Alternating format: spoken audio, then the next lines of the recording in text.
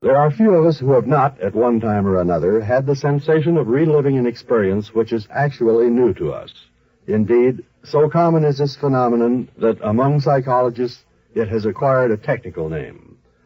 But there is, on record, one case of a man who actually was familiar with a world that was new and strange. It was business that took George Lawton to England in the spring of 1914. But after he had spent a few days in London, he succumbed to the temptation to visit his friend, Paul Bixby, who made his home in the historic old town of York. Lawton had never visited York before, and so almost as soon as he arrived, Bixby insisted on taking him for a long walk. He wanted most of all to show him the famous cathedral, known as the Minster. We're not terribly far from it now. I know you want to see it, George. You probably know it by the name of St. Paul's Cathedral. Is that how they refer to it in the States? I say, George, do they refer to it as St. Paul's in the States? George! What? Oh, I'm sorry. I guess I wasn't listening. What's the matter with you, old boy? You seem so distracted. It's a crazy thing, Bixby. This feeling I have, as if everything around here were familiar. I could swear I've been here before. I'm absolutely sure I know this town. Why, I could find my way from one end of it to the other. Don't be absurd, George. You couldn't find your way from here to the Minster. There are all sorts of twists and turns before we get there. Well, I won't get lost. Watch me. And with that, George Lawton started off ahead of his friend. So quickly did he move, and with such absolute certainty, that Bixby found it difficult to keep pace with him.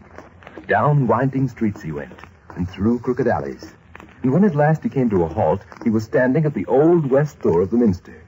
And Bixby, coming up to him breathless from exertion, gasped, "By George, that's amazing.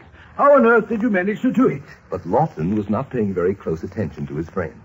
His eyes were fixed on a corner a half block down the street, a corner occupied only by a vacant lot.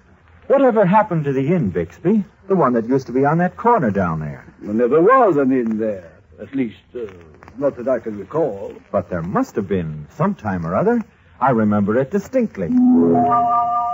Later that afternoon, the two men sat in a dusty corner of the public library, huddled over an old map of the city. With eager fingers, they located the Church of St. Paul's, and then they followed the line of the street westward to the nearest corner. And there, they found a legend, written in very small script. Site of the Golden Ox. Famous old inn. Destroyed by fire in 1628.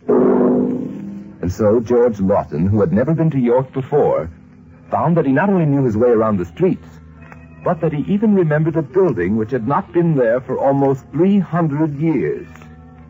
Is it absurd to suggest that this was actually his second visit to York? That in some former life he may even have been a resident of the ancient city? Perhaps it seems absurd. And yet what other explanation can be offered for this baffling mystery? A mystery incredible but true.